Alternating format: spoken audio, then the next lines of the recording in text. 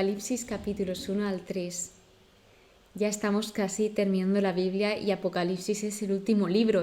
Diría que uno de los libros más famosos, uno de los libros que el ser humano más ha estudiado por la temática de la cual habla, porque realmente Apocalipsis significa revelación, es decir, quitando el velo. Y esta revelación es hecha por Dios a los hombres de cosas ocultas, solo por Dios conocidas. Entonces también es un libro que te está hablando del futuro, del fin del mundo. Y es algo en que a lo largo de toda la historia se ha estudiado y, bueno, a raíz de que se ha estudiado también, pues esto tiene cosas buenas y cosas no tan buenas.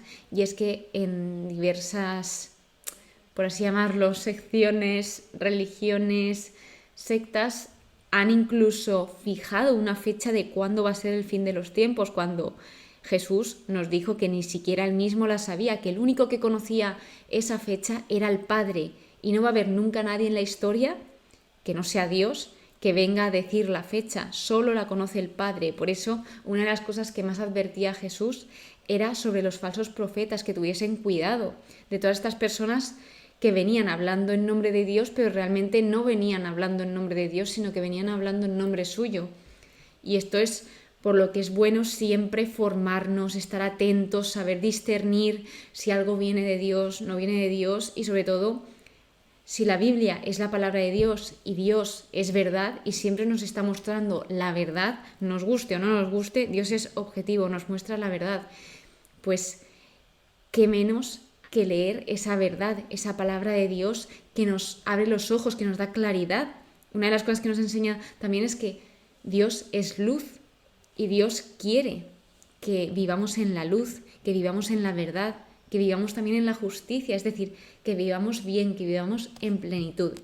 Y bueno, pues antes de continuar me gustaría comentaros qué es Apocalipsis, porque sí, se habla mucho de Apocalipsis, pero ¿qué es realmente Apocalipsis?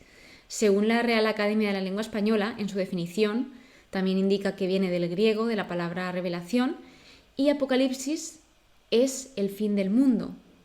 Por otra definición nos dice que es una situación catastrófica ocasionada por agentes naturales o humanos que evoca la imagen de la destrucción total.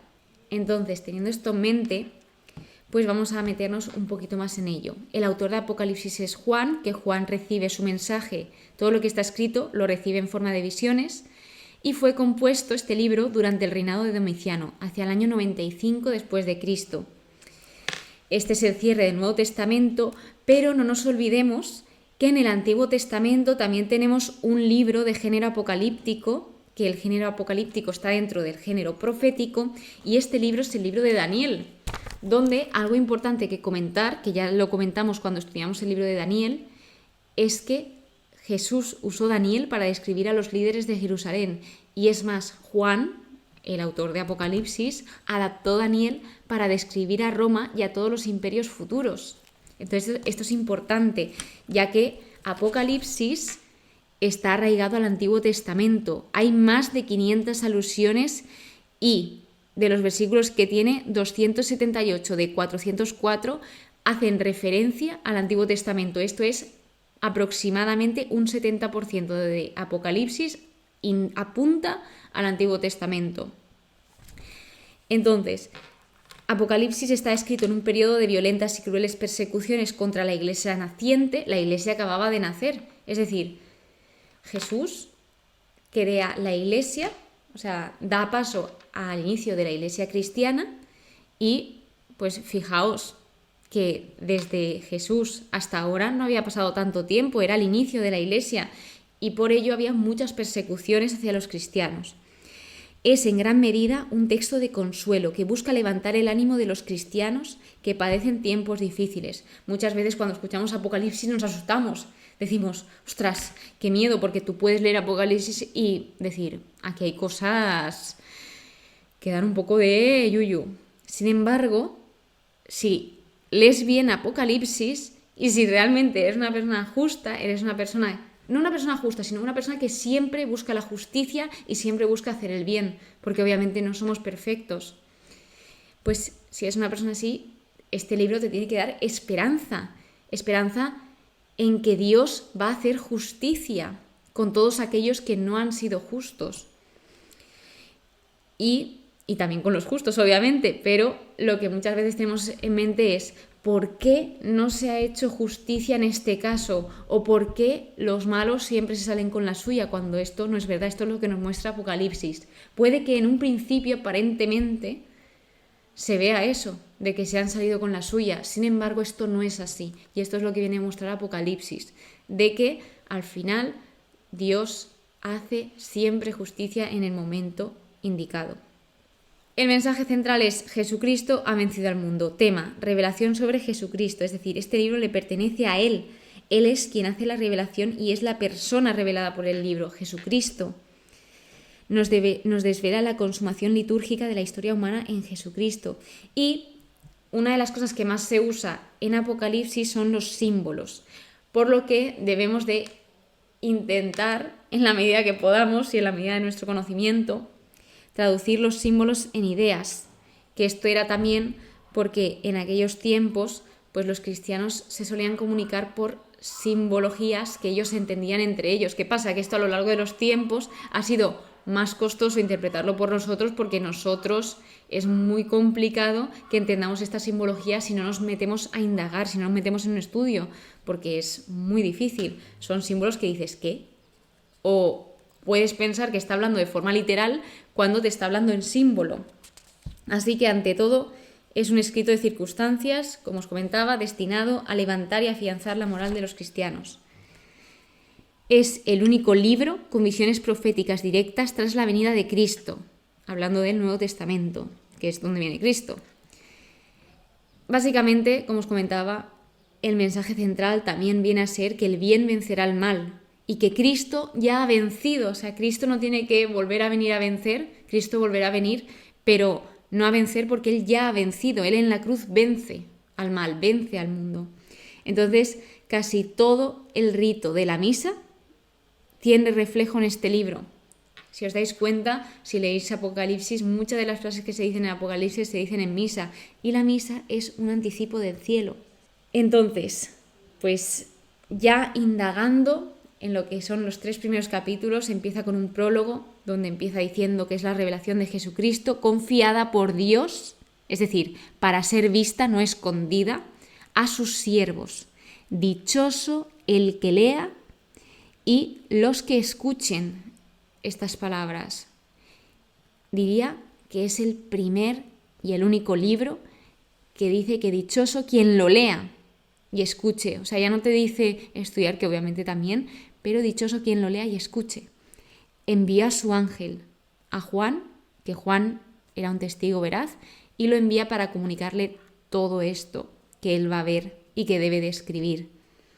Cuando habla de pronto en este libro no significa en tiempo, sino pronto significa que esto indica rapidez de ejecución después de que el inicio tiene lugar.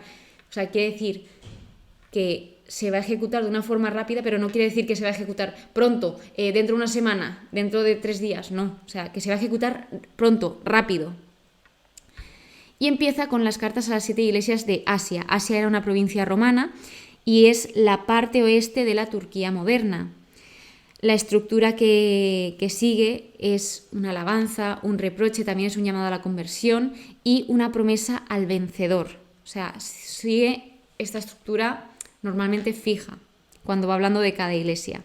Empieza con un saludo que dice aquel que es, que era y que va a venir, que esto lo que nos dice es la naturaleza eterna de Dios, que su presencia es inmutable, que no cambia, que Él siempre está aquí. Y luego habla de los 7 espíritus que están ante su trono. Que los 7 espíritus no quiere decir que hay 7 espíritus, sino 7 es el número que indica perfección y plenitud. Y los 7 espíritus habla del Espíritu Santo, que esto fue descrito en el Antiguo Testamento por el profeta Isaías. Así que luego habla de Jesucristo, que es el testigo fiel, el primogénito de entre los muertos, el príncipe de los reyes de la tierra, al que nos ama y nos ha purificado con sangre de nuestros pecados, es decir, con su sangre. Él muere por nosotros, se sacrifica por nosotros y no por sus pecados, sino por los nuestros. Es un amor que se entrega totalmente a los demás, sin esperar nada a cambio. La cruz es la prueba, es la demostración de amor más grande de la historia. Y bueno, una de las cosas que podemos sacar aquí es que Dios nos da mucho más de lo que merecemos. ¿Cómo va a venir Jesús en su segunda vez? Porque Él ya vino, o sea, Dios se hace hombre en Jesús y pues una vez Jesús tiene su vida terrenal, muere y resucita, Él volverá, hay una segunda venida. Y aquí nos dice cómo va a venir Jesús. Pues una de las cosas que nos dice es que vendrá entre nubes y que todos podrán verlo. Las nubes son asociadas comúnmente con la presencia y la gloria de Dios. En el Antiguo Testamento, sobre todo, se ve muy bien en el libro de Éxodo, donde dice que el Señor los iba guiando al pueblo de Israel en su ida de Egipto hacia la tierra prometida, los iba guiando en esa peregrinación, en ese camino, con una nube y una columna de fuego. Una nube durante el día y durante la noche con una columna de fuego. Entonces, esa nube también se llama Shekinah, que representa la gloria de Dios. Yo soy el alfa y el omega, es decir, el alfa al principio, omega al fin, porque alfa es la primera letra del alfabeto griego y omega es la última. Y luego de esto habla de la visión preparatoria, que dice que Juan está en Patmos, que era una isla, y era una isla para prisioneros. Es decir, es como una cárcel pero sin rejas, porque era una isla en medio de la nada donde pues realmente nadie podía saber que tú estabas allí. O sea, también se podía pensar que Juan fue llevado a esa isla para silenciarlo. Sin embargo, no fue silenciado, porque aún así él escribió este libro. Entonces aquí lo que hacían es trabajar en el mármol, que era lo típico de esta isla. Y dice que en esta isla él cae en éxtasis el día del Señor y pues va contando su visión, que le dice el ángel que escribe lo que veas y envíalo a las 7 iglesias. Las 7 iglesias eran Éfeso, Esmirna, Pérgamo, Tiatira, Sardes, Filadelfia y la Odisea. Y luego empieza a hablar de los 7 candeleros de oro, que son las 7 iglesias, es la imagen de las 7 iglesias, donde dice que en medio de estos 7 candeleros de oro ve al Hijo del Hombre. Es decir, este de en medio simboliza presencia.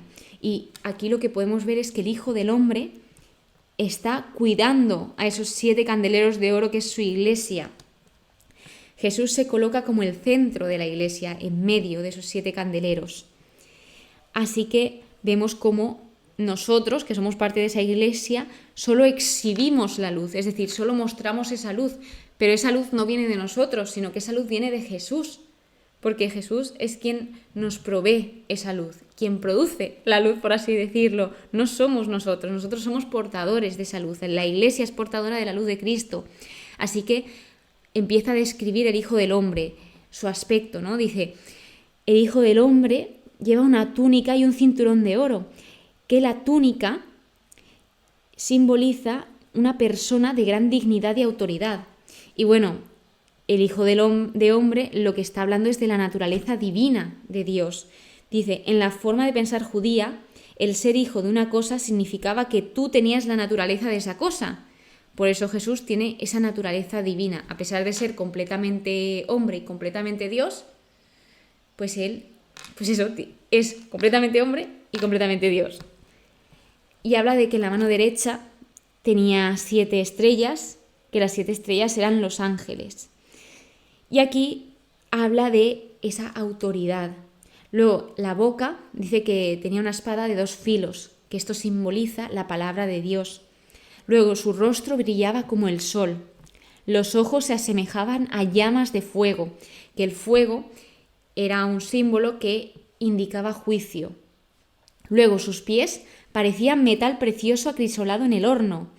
El metal precioso era el bronce en este contexto, y el bronce indicaba pureza y constancia, también indicaba estabilidad y permanencia. Dice, y esto vuelve a hablar del juicio y sacrificio. Y luego vuelve a hablar de los 7 espíritus de Dios, que es el Espíritu Santo, y la cabeza y los cabellos son blancos, que el blanco, en este contexto justamente de lo que está hablando, habla de gran sabiduría y eterna, igual que la nieve, y esto habla de la pureza. Y este dice, no temas, soy yo, el primero y el último, aquí está hablando Dios, el que vive. Tengo las llaves de la muerte y el Hades, de David. Si él abre, nadie puede cerrar. Si Él cierra, nadie puede abrir. El santo, el veraz. Aquí habla de Jesucristo. Dice, Jesús tiene la plenitud del Espíritu de Dios y de la Iglesia. Hablando de ese 7, que el 7 era el número que indicaba plenitud. Juan es el número que más repite en Apocalipsis. 7 es el número de la plenitud, de la perfección. Luego, otro de los números que habla es del 12, que simboliza el pueblo de Dios, el 4, la universalidad, y el 666, que indica la imperfección absoluta, entre otros números. Luego también, nos lo he dicho, pero todo en esta visión habla de fuerza, majestad, autoridad y justicia. Y luego que ángel, cada vez que habla de los ángeles, porque Apocalipsis habla continuamente de el ángel mensajero o que baja un ángel, otro ángel, pues ángel significa mensajero. Y os quiero compartir una cosa antes de pasar al segundo capítulo, porque en el estudio vi algo que me parecía interesante compartir. Cuando pensamos en la visión espectacular de Juan, debiéramos de recordar en dónde está Juan. Recordemos que Juan estaba preso en Patmos. Jesús es a menudo conocido de una manera más íntima en medio de sufrimientos y pruebas. Ambos, aquí habla de Juan y Esteban, aquel que es establecido diácono en Hechos capítulo 7, vieron a Jesús de una forma más clara y gloriosa cuando estaban en el contexto de padecimiento por la causa de Jesús. Y acaba diciendo, la ira de los malvados no hace más que traer a los santos más cerca a los favores de Dios. Luego hablamos del capítulo 2, que empieza hablando a las iglesias. Empieza por Éfeso y algo que nos dice es que las 7 cartas que mandan a las iglesias contienen datos sobre la situación de las iglesias. Esto me encanta porque cada vez que habla de una iglesia empieza describiendo a trocitos. Por ejemplo, para Éfeso empieza, esto dice el que tiene las 7 estrellas en su mano derecha, que quiere decir, esto dice Jesús. Y luego, por ejemplo, en la siguiente iglesia dice, esto dice el primero y el último. O sea, todo lo que empieza en el capítulo 1, que se describe al Hijo de Hombre de una manera seguida, aquí lo va escribiendo poquito a poquito para que se sepa que es Jesús el que está hablando a todas y cada una de las iglesias. Y otra de las cosas que también he amado, que creo que es una de las cosas que más he amado de Apocalipsis, es que Jesús está hablando y les dice primero que les conoce, o sea, sabe quiénes son, saben por lo que están pasando, o sea, no es indiferente a ello. Y luego también les dice tanto lo que están haciendo bien como lo que no están haciendo bien. Y todo esto lo hacen desde el amor. Y después de decir todo esto, esto es lo que hablaba antes de la estructura, después de decir todo esto, les dice la recompensa que tendrán. Todo específico, todo a cada uno y de una forma única. No hay una iglesia que le hable completamente igual que la otra, porque al final somos humanos, somos únicos, todos y cada uno, y así es como Dios nos habla a nosotros, de una manera única. Entonces, en Éfeso, Éfeso era conocido mundialmente por ser el centro religioso, cultural y económico de la religión. Recordemos también la carta a los Efesios, que es una gran carta que Pablo escribe a esa comunidad, a esa iglesia. Y bueno, pues aquí empieza comentando esto, conozco tu conducta, tus fatigas y tu paciencia, dice cosas a favor y en contra y les dice, date cuenta y arrepiéntete. Que este arrepiéntete es algo que también destaca en todas y cada una, en 5 de las 7 iglesias, exactamente en 5 de las 7. Y arrepentirse no significa, lo siento y ya está, sino arrepentirse significa sentirlo, sentir que te estás arrepintiendo y cambiar tu dirección. Yo no puedo decir, me arrepiento de esto y después seguir haciendo esa cosa. Sí, puede que realmente sí me arrepienta y la siga haciendo, pero lo más normal es que haga un esfuerzo por poquito a poquito dejar de hacer esa cosa de la que estoy arrepentido. Entonces me encanta esa verdad y sinceridad y esa cercanía con la que Jesús habla a la iglesia.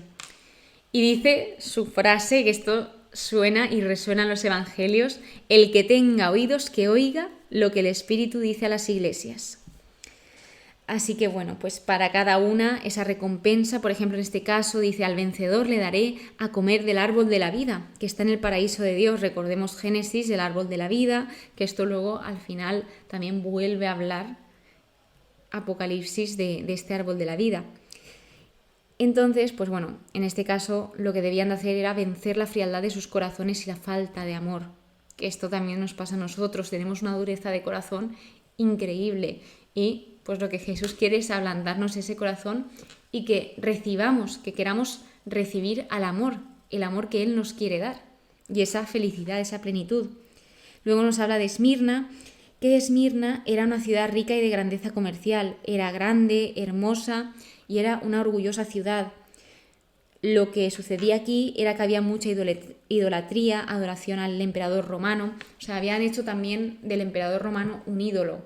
Por lo tanto, les habla a ellos y les dice, dejad de tener miedo, o sea, les dice, no temas por lo que vas a sufrir, les advierte, o sea, les dice lo que el diablo haría, sin embargo, algo que también les deja claro es que el diablo está medido y limitado, o sea, Dios es más fuerte y más grande del diablo y Dios controla y limita al diablo porque el diablo no es lo contrario a Dios, o sea, el diablo es un ángel caído, no es Dios, o sea, no es como otro Dios inverso al Dios que existe, sino si pensamos por rango para entenderlo mejor, Dios está muy por encima del diablo, o sea, es que no tiene nada que ver.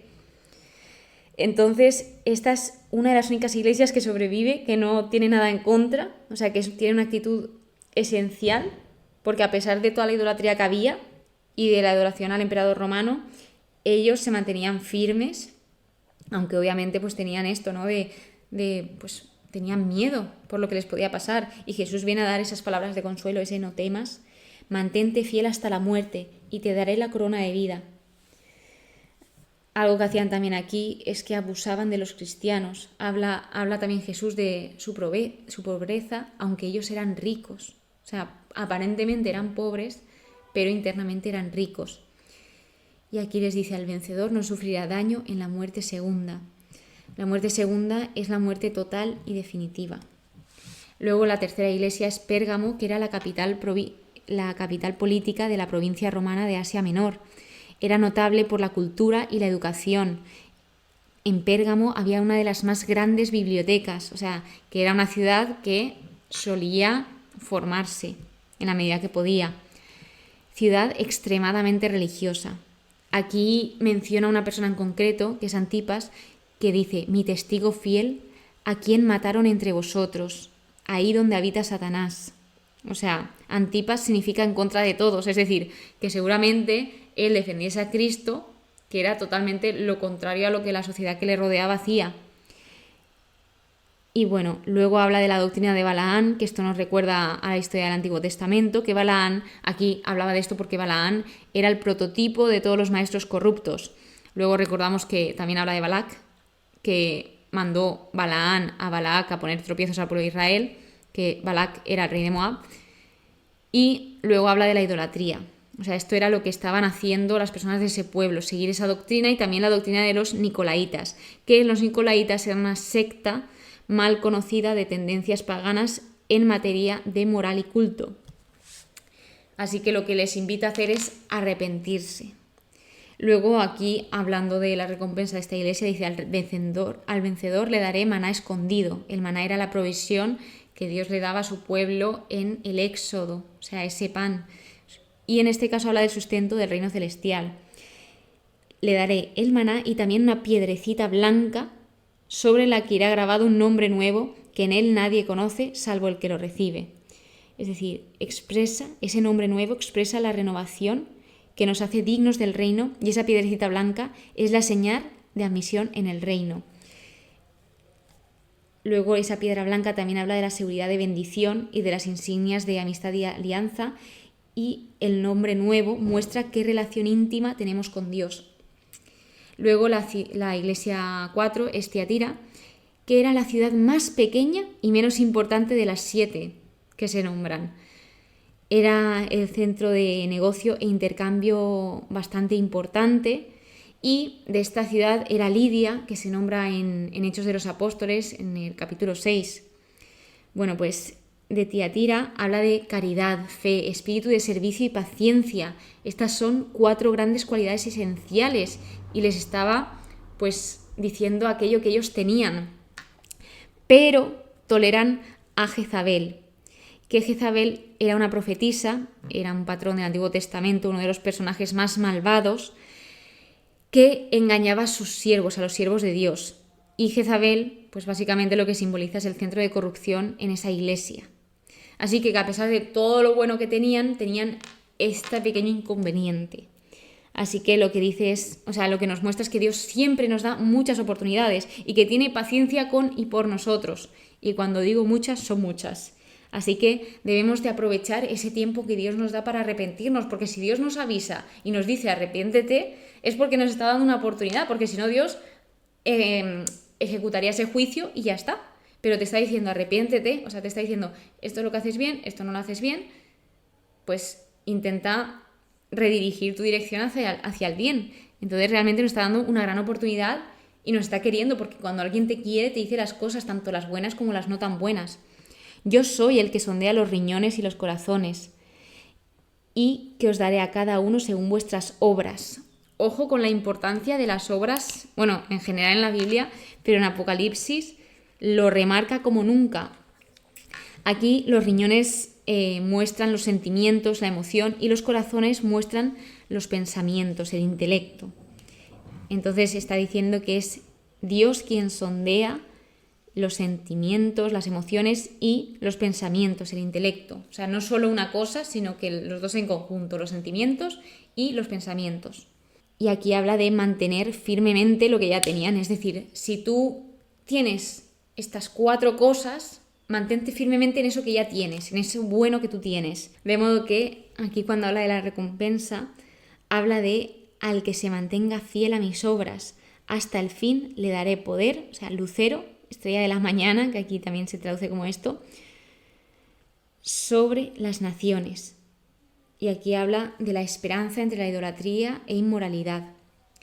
Luego en el capítulo 3 continúa hablando de Sardes, que esta es la 5ª iglesia, que era una ciudad rica, de dinero fácil, había facilidad de vida y de lujos, pero también por otro lado había apatía e inmoralidad. Y dice Jesús, tienes nombre como de quien vive, pero estás muerto. ¿Y aquí a qué se refiere con ese muerto? Estás muerto por el compromiso que ellos tenían con el pecado. A pesar de la reputación que tenían, Jesús les está mostrando su realidad. Eso que no nos hace tanta gracia cuando, generalmente no nos hace mucha gracia que nos digan la verdad cuando es algo que nos cuesta cambiar o que no queremos cambiar porque estamos muy cómodos. Mantente en vela y reanima lo que te queda. Estás a punto de morir. No llegaban a completar sus obras, no llegaban a esa plenitud. Acuérdate de cómo recibiste y oíste mi palabra. Guárdala y arrepiéntete. Tienes unos pocos que no han manchado sus vestidos. Aquí cuando habla de manchado sus vestidos quiere decir de ese pecado.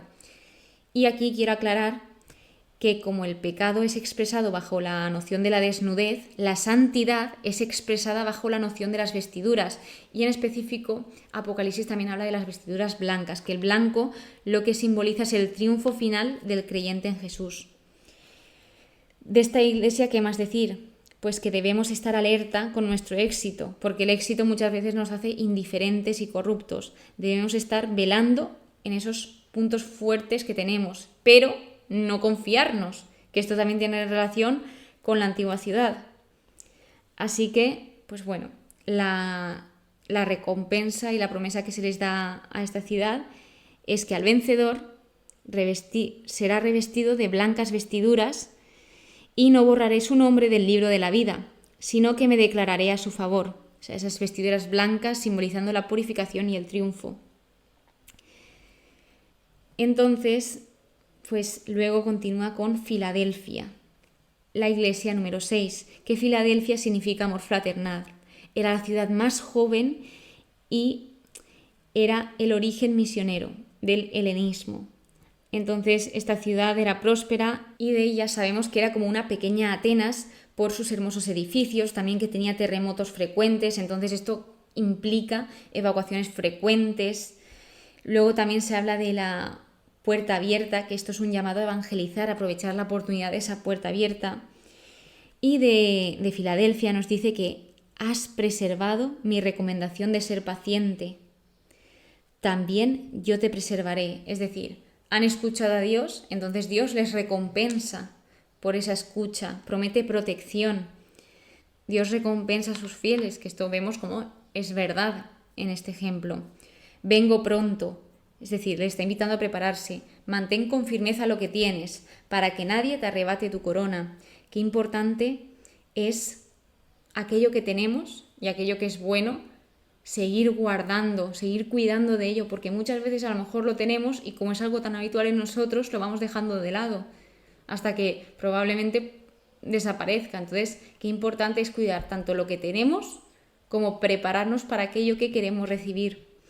Y bueno, lo que hablaba aquí de aquello, mantén con firmeza lo que tienes, habla del fundamento sólido, habla de la confianza en Dios, de la fidelidad en Jesús y esa oportunidad de evangelizar, que era esos 3 puntos fuertes que ellos tenían. Y aquí de la recompensa habla de que al vencedor le pondré de columna en el santuario de mi Dios y ya no saldrá de allí. Y grabaré en él el nombre de mi Dios y el nombre de la ciudad de mi Dios, la nueva Jerusalén que baja del cielo, enviada por mi Dios y mi nombre nuevo. La columna es un símbolo de fuerza, estabilidad, digna de belleza, y el fundamento a lo que se refiere es a Jesús. Por último, la última iglesia es la Odisea, que la Odisea era una ciudad importante, era una ciudad rica, con una población significante. Entonces, como era rica, no necesitaba a otros, o sea, ellos eran muy orgullosos. Y con población significante, no lo he dicho, pero de judíos. Era un centro de comercio notable, pero había pobre suministro de agua. Y Pablo no habla de esta iglesia de manera favorable en Colosenses capítulos 2 y 4.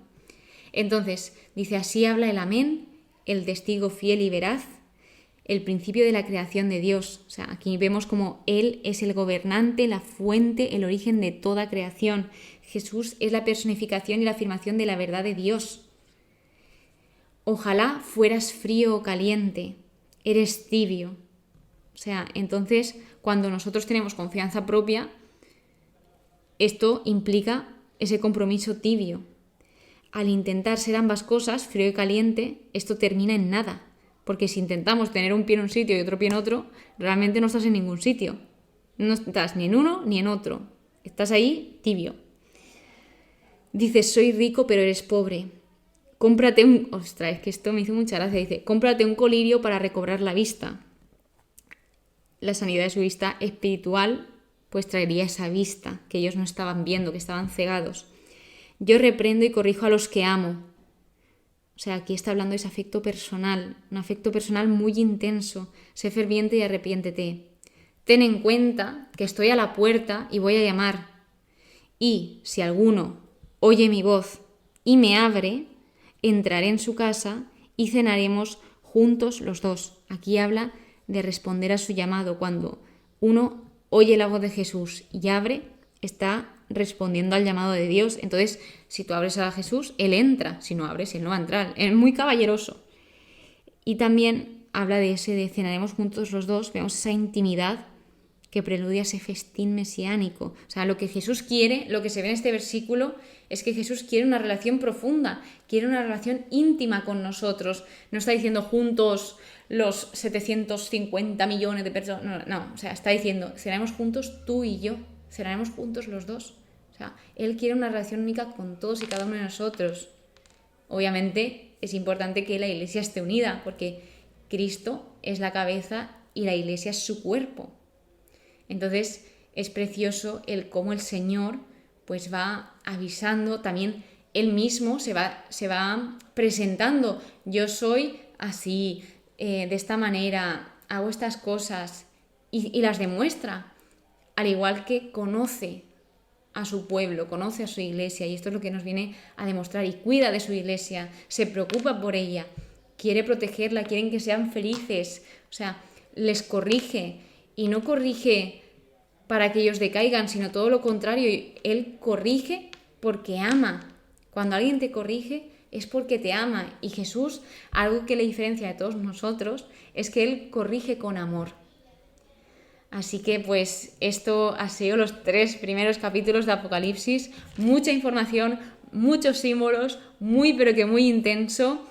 Así que pues intentaremos ser lo más cercanos posibles para que pues entre vosotros y yo comprendamos un poquito más de este libro. Así que bueno, pues el fin del estudio bíblico, el fin de la temporada se va acercando y la verdad que estoy como muy emocionada por un lado, muy triste por otro, porque es como lleva acompañándome muchos años esta temporada y soy muy feliz haciendo esta temporada, porque al final es leer esa palabra de Dios, leer aquello que el Señor nos deja para que pues no seamos ciegos, para que abramos los ojos, para que sepamos discernir entre lo que está bien y lo que no está bien. Aquella palabra que nos deja para impulsarnos a ser mejores, para impulsarnos a amar y para impulsarnos a mirarlo a Él, porque cuando miramos a Cristo, miramos a todos los demás. Os espero en los siguientes capítulos y muchísimas gracias de verdad de todo corazón por acompañarme en esta aventura. Ya casi terminamos, no me lo puedo creer. Que pases muy pero que muy buen día y que Dios te bendiga.